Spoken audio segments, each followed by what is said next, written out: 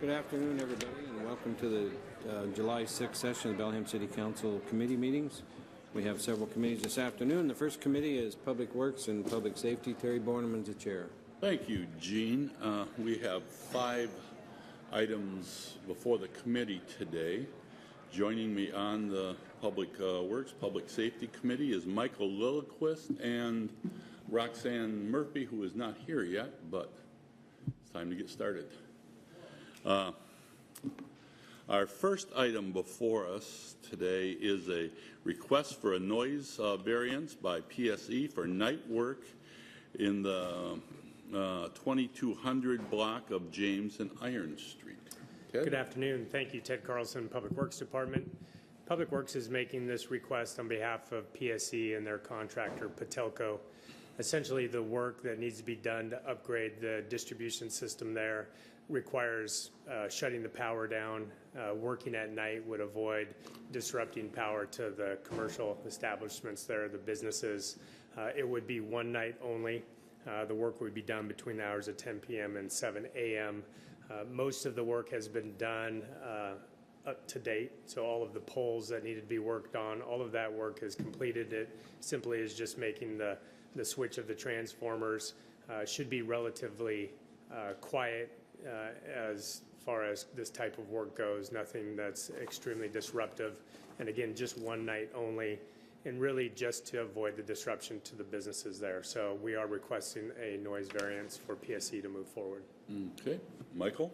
I would move to recommend the noise variance. Okay. We have a motion before us. All those in favor of recommending approval tonight, answer aye. Aye. Aye. All right. We'll recommend approval tonight. The next up is a bid award for NEP Phosphorus Management Lake Whatcom. Thank you. This is a request to award bid for phosphorus reduction projects in Lake Whatcom watershed. This is a water quality project in the area of Huntington Street and Shepperton Street. This is work that will be done largely in the shoulders, but within the public right-of-way. We are subject, obviously, to the land disruption limitations in the watershed, so we're anxious to move forward with this project so it can get completed before time runs out for the construction season. The lowest responsive and responsible bid was from a contractor, Oceanside Construction. It was just over the engineer's estimate. This project is entirely grant funded through the estuary program through the Department of Ecology, and staff recommends approval. Yes. I would also move that we recommend awarding this bid tonight. Okay. Yes. And just a comment, this is exactly the sort of project that we need to do block by block, house by house, region by region in Lake Whatcom to control the runoff. So this is great. And I agree. All those in favor of the motion, answer aye. Aye. Aye. We will recommend approval tonight. Good team here, Terry. Yeah, I know. We can move them through quickly. All right. Our next one is a budget amendment for 2015-2016 budget, reappropriating $1,313,000 for public works expenditures. This item is as identified, a request to modify the reappropriations that we anticipated happening from the 2014 budget into the 15-16 budget for expenditures that were planned but not yet encumbered. So we didn't have contracts. We anticipated that the money would be moved forward as part of the unencumbered reappropriations request. All of the budgeting around these projects, including the year-end estimates and the reserves for the 15-16 biennial budget, assumed that these expenditures were being moved forward. They simply were missed within the reappropriation process. So Public Works has worked with the Finance Department. Before you is an ordinance that would essentially re-encumber these expenditures in the 15-16 budget, or at least give us the expenditure authority in the 15-16 budget, taking the money from the undesignated reserves. Again, this was a bit of an oversight. The projects are listed in the agenda bill package. The main projects, and this is a combination of street fund, wastewater fund, and facilities fund, all funds managed by the Public Works Department. C Street, this is moving forward with the improvements at the rail crossing at C Street and the BNSF main line, which a brief update on that. We have executed all of the agreements with BNSF, and we anticipate that those crossing improvements will be made within the next few months. So that's exciting news, and they will be built to quiet zone standard. So that will be taking care of another crossing in terms of future quiet zone implementation. The current project at Boulevard Park, which is a sewer upgrade, upgrading the lift stations at Boulevard Park, that project was paid for out of the sewer fund, and these monies should be moved forward to pay for that. And then some facilities projects. One is paying for our energy credits, green energy credits. It's just money that we didn't get spent in 14. We want to spend that money in 15. And then a roofing project. So all routine capital expenditures, maintenance expenditures, and we just request the expenditure authority. Yes, Michael. Thank you for the explanation. I would move that we recommend approval of this ordinance tonight. Okay, any comments? All those in favor of the motion, answer aye. Aye. Aye. Opposed? Motion passes 3-0. We will recommend approval tonight. The next item is, it's a staff recommendation to reject all bids and rebid the project known as Water Quality for Paden Estuary. Thank you. This is another project funded in partnership between the Department of Ecology and our Surface and Stormwater Fund, Paden Creek Estuary Project. We put the project out to bid, and we did receive a protest from the second apparent low bidder, Award Construction. And the grounds for the protest is that the apparent low bidder, Faber Construction, did not include the necessary supplemental subcontracting information. Per RCW, on projects that are expected to be greater than $1 million in project cost, the prime or the general contractor is required to list any subcontractors that would be performing subcontractor work. Specifically in this project, it's related to electrical work, so you would have to have a licensed electrical subcontractor completing some of the works associated with street lighting. Faber Construction, who was a parent low bidder, did not include that form. The other contractors did, and so the protest was requesting that the city determine Faber to be non-responsive because they did not meet the subcontractor listing requirements per RCW, and the request was to then award to the second apparent low bidder, which was Award Construction. City staff looked at that, our purchasing manager and Matt Stamps and legal, who handles the public work contracts. And we looked at it, and there was some confusion on the city's information where we put out to bid. That same RCW requires that if the city expects the contract or the project to be in excess of $1 million, that we include the forms, the necessary forms that the prime would have to fill out within the bidding information. Our engineer estimate was slightly less than $1 million, but that information was not made available to the contractors until opening. What was available to the potential bidders was a range between $900,000 and $1.2 million. So it's reasonable that folks would have expected the project to be in excess of $1 million. After working with Matt Stamps and our purchasing folks, we decided that the best path forward for the city would be to reject all bids, put the project out for bid again. Looking at our funding requirements, looking at the permitting requirements for this project, we don't anticipate that being problematic in terms of being able to still complete the project later this year. So staff recommendation is to reject all bids. Matt is here that can answer any technical questions related to the governing RCWs. Michael? No, I think you explained it pretty well, and my only concern would be about getting the project still done in a timely fashion. And if you think we can rebid it, then I would move we recommend rejecting all bids tonight. Yeah, and I agree with that. Any other comments from any? Okay, all those in favor of the motion answer aye. Aye. Aye. Okay, we will recommend approval tonight, which brings us to our last item, and that is,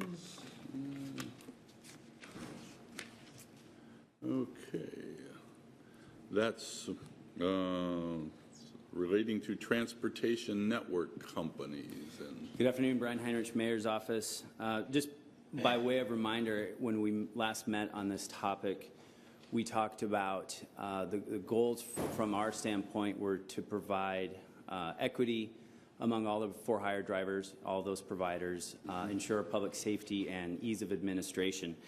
And I've worked with Matt on this issue, and I think what I would say is that we feel pretty comfortable recommending an ordinance that will have the definition for transportation network companies that'd be additive to our existing code, which is really related to for-hire drivers and taxi cabs.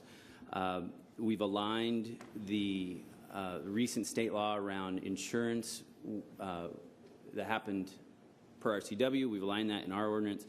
And then one of the things that a current practice is a vehicle inspection check occurs with the police department. We would like to recommend that occur by a mechanic. We think that's from an ease of administration standpoint, very easy to do.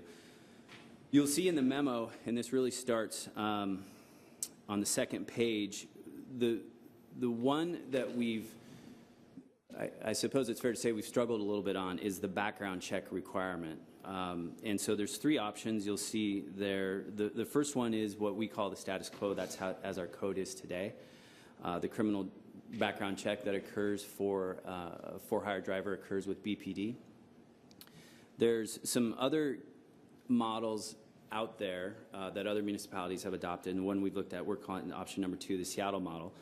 And you'll see that gives an option for the applicant to have police run the background check as they currently do, or arrange for the vendor to conduct the background check and submit those results to, I think in our scenario, it would be BPD would review those background checks.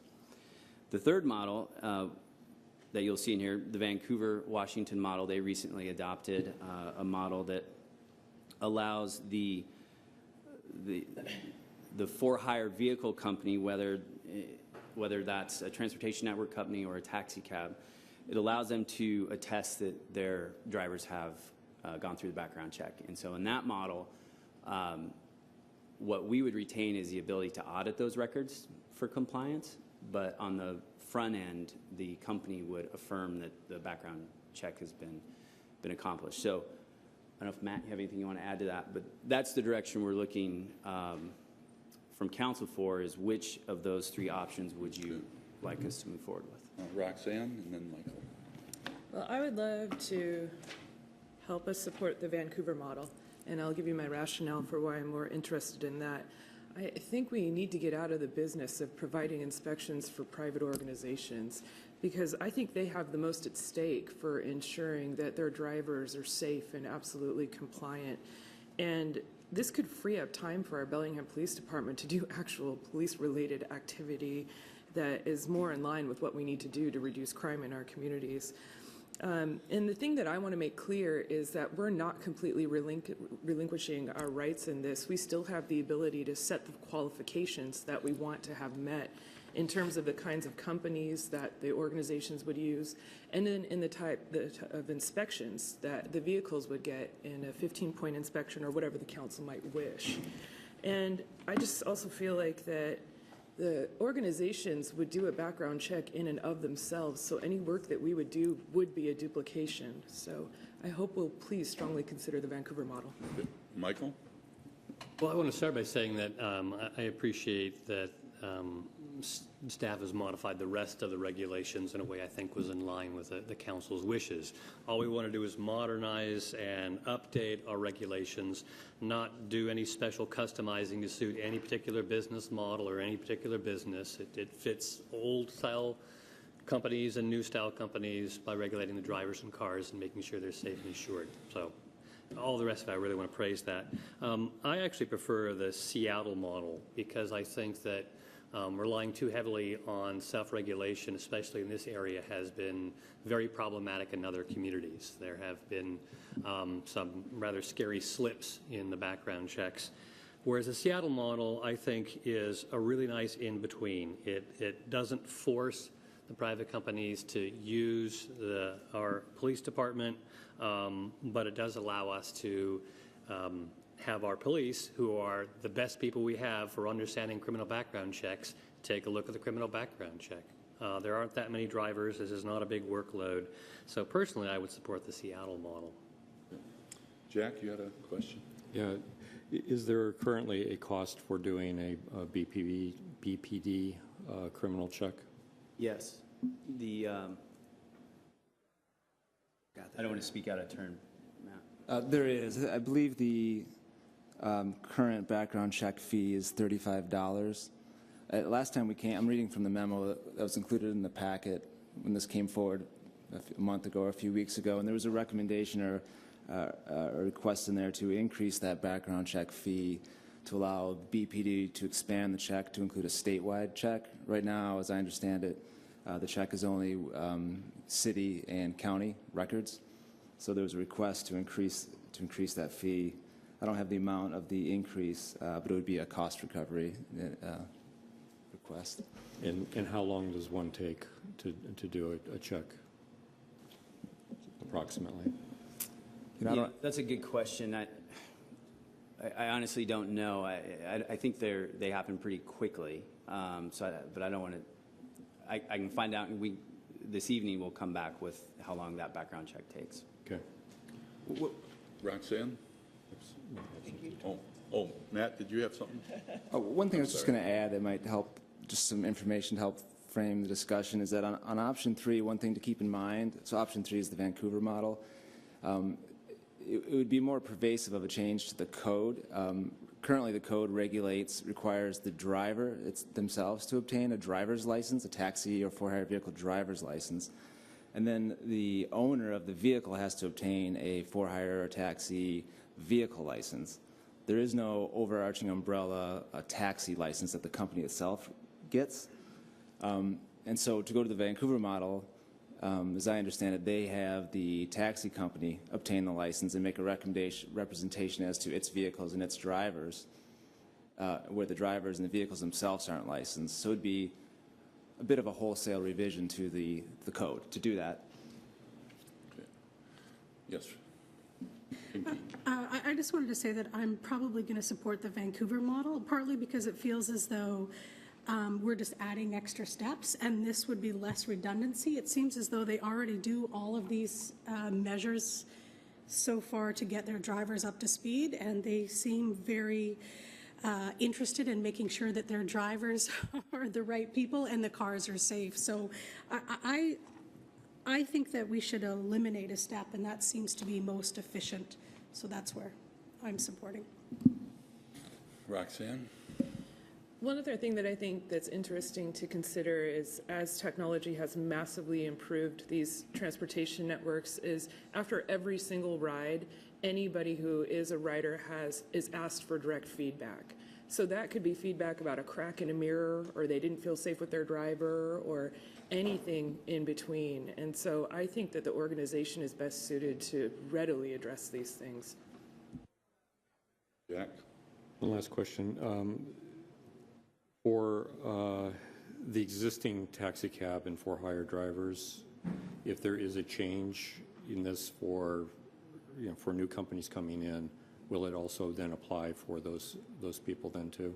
It would, and it brings up the question. It's easy to see why the Vancouver model works for the transportation companies, transportation network companies, particularly as we know them today.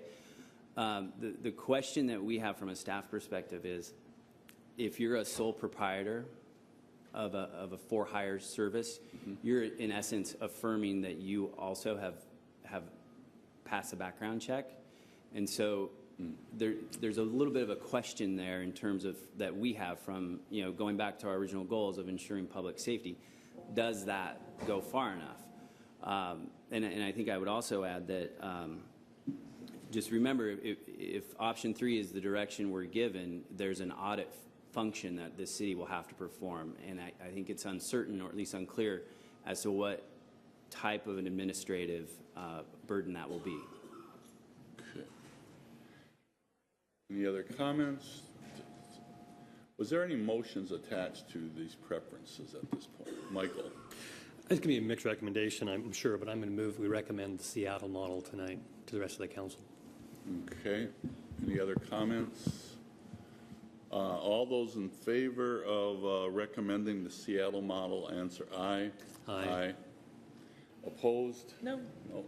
Okay, we will recommend approval as a mixed recommendation tonight with that. Thank you. And that ends the committee. Thank you, Terry. Peter, is it Got it. okay if we do old or new business now? We have 10 minutes. Is that okay? Marie, do we need to stop and wait? Or can we just keep going?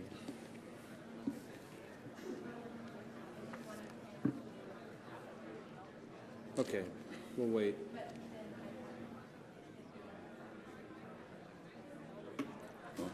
Okay.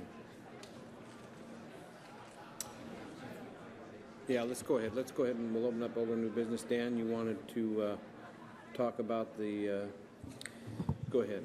Sure. I just wanted to volunteer to be the City Council representative on the Incarceration Prevention and Reduction Task Force that's being formed. That has representation from Whatcom County government and city and small city, or City of Bellingham, pardon me, and small city representation. So I just wanted to volunteer to be that person. We'll need a motion on that. Is there anybody else interested? Michael? You know, I actually am interested in this, but, you know, why don't you go ahead and do it, Dan? I think you'll do a really good job. Okay. I'm interested, but I think Dan will do a great job, so, yeah. Dan's the man, I guess. Yes. Okay, I we'll move need a that we- motion on that. I move that we affirm Dan Hamill as our representative to the county's task force. Second. Second. Motion been made and seconded. Any discussion? All those in favor will say aye. Aye. All those opposed? Motion carries unanimously. Thank you, Dan. Yeah, go ahead. One other piece, I did want to request that Council Analyst Mark Gardner provide staff support as needed to me as the representative for the Incarceration Prevention and Reduction Task Force. Okay. And I Anything second else? that. Does anybody have anything else under older new business? Jack? But Oh, I'm do sorry. we need to vote on that? Yeah, we better. Yes. This way we had to give direction. Is there a motion? I think he made a motion, I seconded Okay, it. motion been made and seconded. All those in favor will say aye. Aye. All those opposed, motion carries 7-0. Terry? And similar to Dan's motion, I would like to move that we assign Mark Gardner to do some work on the EMS levy that's coming up under, I'm currently looking under different funding options for that. I've talked with Mark. Mark feels he would have the time to be able to do that, and it's something that's coming up real quickly here, so I'm currently working on it right now, and I could really use his help on that, so I would move that. Second. Motion made and seconded. Michael? Just a question. I assume maybe Kelly can speak to that the administration is also looking into it, and it'd Yep. really be nice to have Mark do the independent support that you need, Terry, and then also here with the I'm already in contact with Right. Brian and Chief Newbold, and we're meeting tomorrow about that, so they're already on board on helping, but we want Mark in the loop and Mark to be able to help do the research that he's so good at. Go ahead. And that's all that I was going to say is, and I'm going to, if I can go out of order, I'm also going to talk about Mark's support for Dan on the task force. Is as long as we can coordinate with the county, we're already doing that, with the city. I had expressed an interest in having the administration be represented on the task force because we've been working on all these alternatives for quite a long time. And what came over from the county was an ordinance that said Chief Cook, Judge Lev, or Peter would be the representatives, which I think is personally, since two of those people work for me, I think it would have been better to say mayor or their designee. So since I don't get to sit on the task force, which I'm very disappointed about, I would like to be sure that whoever we do appoint to be there works with Dan and staff to make sure that there's citywide recommendations. Okay. And I have some interesting news to report. This is new business, right? Older Yeah. new business. I'll save it for my mayor's report. Okay. Okay. Thank you. Okay, we need to vote on that, right? Yeah. Did you make a motion? I did make a My motion. goodness, where am I at? And We don't and have the Michael right stuff seconded. in my cup here, obviously. Okay, the motion's been made and seconded. All those in favor will say aye. Aye. Those opposed, motion carries 7-0. We got about 5 more minutes. Jack, you had some? Yeah.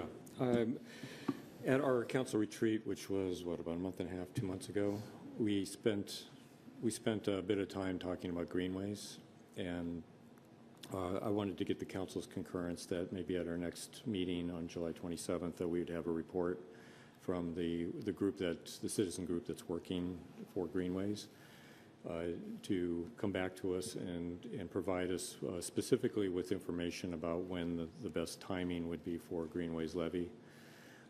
If it's a recommendation that would appear that it would be relatively quickly, that we would want to go and do that, to have them also provide us with the necessary documentation for us to review and to consider as we move forward with the greenways levy. So I We'll make wanted- sure that's on Parks and Recreation in the next meeting. Okay. Okay? Anything else under old and new? Michael? Thanks, Gene. No, I just wanted to mention that Terry and I attended the Association of Washington Cities conference last week in Wenatchee. Left one day before it caught fire. Yeah. We gotta- If you've been to Wenatchee, the Felt hills, like it was on the fire. hills around Hung. Wenatchee are beautiful, and and those are the hills that are. Anyway, I'm just going to mention a few things. One of the running themes in cities is trying to keep and maintain the certain economic demographic segment in their community for economic vitality, what they were calling the young and the restless. These are people who are creative, entrepreneurial, collaborative. It's a new generation of people, and they're seen as one of the drivers for economic success. And cities are trying to struggle. What do they do to engage that sort of people? And there's a list of things that communities should do to engage those sort of people. And we're already hitting on many of those fine points. But I'm going to probably talk with Kelly more about this later. Things we can do to keep that class. There was also discussion, the keynote speaker by Lee Fisher, on city vitals and other benchmarking that can be done in the community, again for economic vitality. Probably Kelly will talk with you about this too. It's a little bit different from our legacy strategic commitments. They're more like our community indicators, things in the community that indicate a vital community, and that vital community is then also an economically thriving community. So that was part of the same theme. And the last thing I would mention, I'm going to again talk with Kelly about this and our Parks Director, a really good workshop on creating public spaces. And how to use artistic elements, how to use surprise, discomfort, temporariness, differentness. It felt so much like Bellingham. This is already what we do to a certain extent, and it was nice to hear that communities who do make spaces, they refer to things like, the big chair or a night market, and that was our kapow. Our community is already talking about creating spaces in surprising ways, cheap, easy, fun, unique ways. So it was a really good conference. I don't know. Yeah. Terry, you enjoyed it too? Thank you. Sounded good. Okay, we'll take a couple-minute break, and then we'll begin with Parks and Rec.